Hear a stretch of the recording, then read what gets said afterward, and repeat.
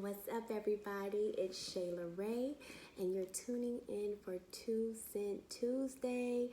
Welcome back. Thank you for all of your support. I have to start off by saying tonight almost didn't happen, okay? To keep it completely 100 with you, I have a lot going on just in life, but that is what 2020 is about. You got to press past your comfort levels. You got to keep going even when you want to give up, even when you feel a little bit off. You have to continuously keep pressing towards the mark. I know last week we talked about the untimely death and tragic death of Kobe Bryant, his daughter, and 7 other passengers aboard a helicopter in Calabasas, California. And we talked about what we could learn from his untimely death and how we can appreciate life a lot more. This week, because I'm still not over this situation and I'm not ready to move on just yet, I want to touch on not his death, but his life. It's been so interesting that this week I've been really able to watch a ton of interviews and really learn a lot more about not just the basketball player who was a legend in his own right, but also the brilliant mind and the philosophies behind Kobe Bryant and what brought him to that certain level of success. And I just think if we can just know and learn and adopt some of his philosophies, it would greatly improve our lives and push us in the right direction as well. So I'm sure everybody has been seeing the phrase Mamba mentality. This was coined by Kobe Bryant, who was named Black Mamba. And a Mamba is a deadly assassin snake. And that's exactly who he was on the court. So it was very fitting for him to have that particular name. But this mentality that he has really has me thinking and really is pressing me towards, different facets of my life and how I can adopt it into my own life. So the first thing that I wanted to touch on that was a true indication of who Kobe was, he was the ultimate competitor. Okay, he always had this competitive nature in his head, and it didn't matter who he was going against. He already would let them know up front, you're not going to beat me. He was just that confident in who he was, and some would call it arrogance, right? But in his head, he was the best, and it didn't matter who he was going to go up against. He was going to give everything that he had because failure wasn't an option. Failure was something that was inevitable. It's going to happen, but when he's going into it, failures is not an option, okay? And one thing that I can be completely transparent about with you guys when it comes to me, and one thing that I really want to work on in 2020 is, eliminating the excuses. Winners don't have excuses. It's no excuse. Either you execute and get the job done or you don't. It's no in between. So that's one thing that I think that Kobe just personified through his Mamba mentality. Number 2, he was passionate and hardworking.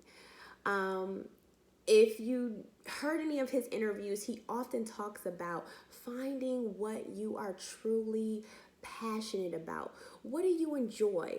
What is your natural gifts and abilities? And he even said it.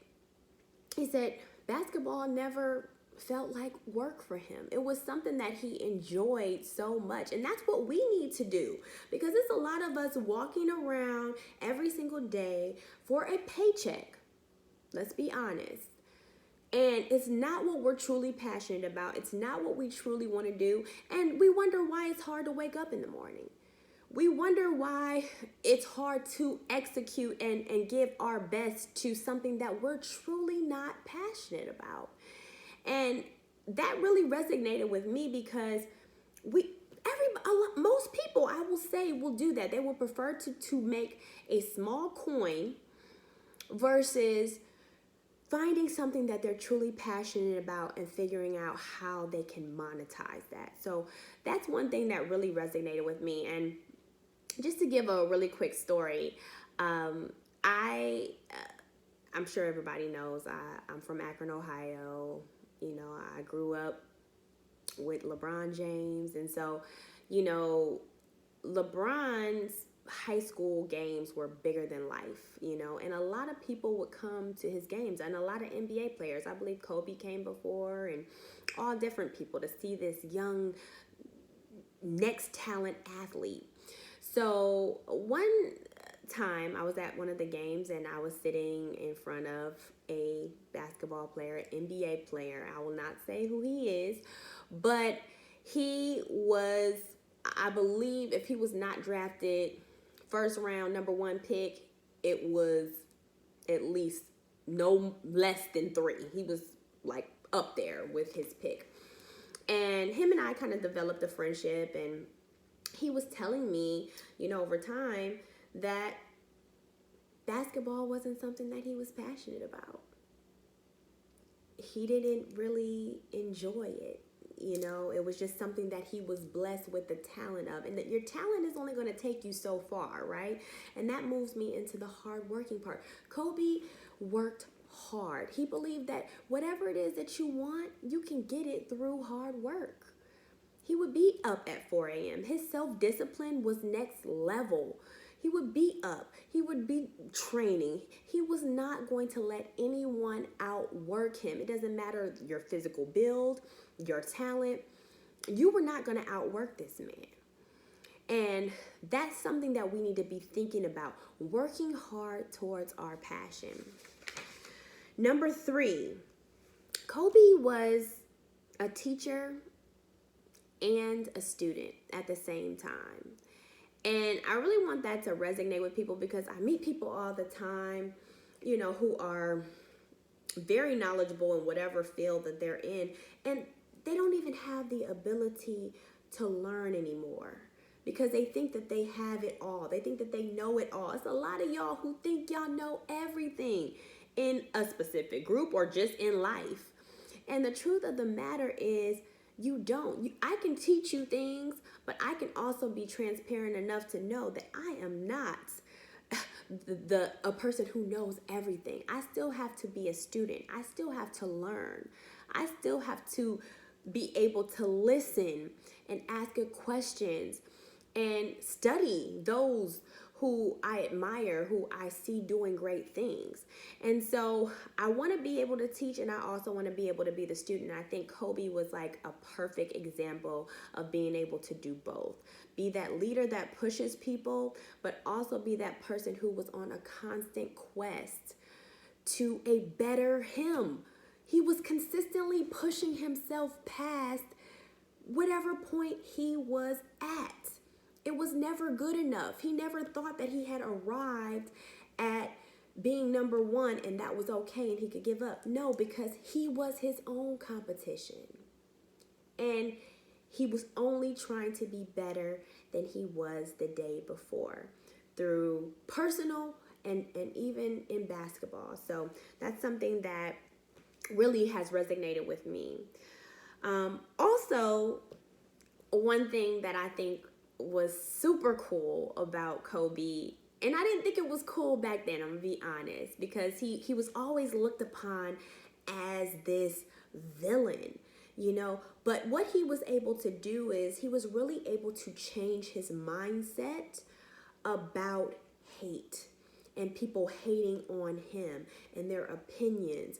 And you know, sometimes we fall victim. Somebody says something to us, it hurts our feelings. I know I have a daughter, and I'm consistently teaching her this message. And, you know, we have these young kids who, you know, are even going as far as killing themselves over being bullied or people's opinions of them, or, you know, things that are being said about them.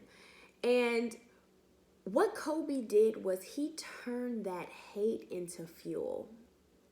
He actually loved adversity. He actually loved the hate because it boiled up that alter ego, that villain that was on the inside of him. And that was the assassin, okay? And so we need to take the hate. If you're being hated on, if people don't like you, or if people got a lot to say about you, that's a good thing. Stop letting it hurt your feelings. Use it as fuel to propel you towards your destiny.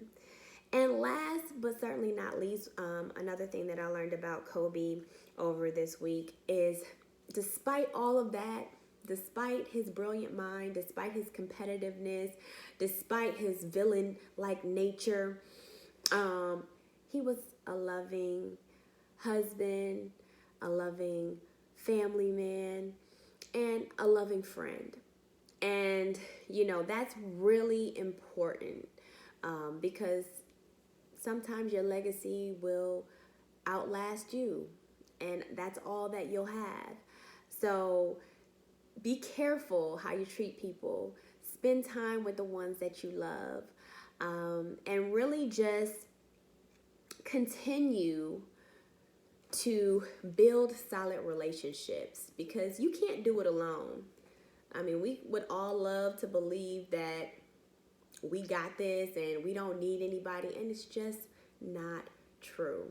Everybody can't be your friend, and sometimes you're not going to get along with all of your family, but it's important to build your village and build a strong foundation in that. So tonight was a hard one, y'all, for me. I'm going to be honest. But I pressed through. Please share tonight's episode. I hope you learned something about Kobe Bean Bryant and his great legacy and life. But that's all until next Tuesday. Take care.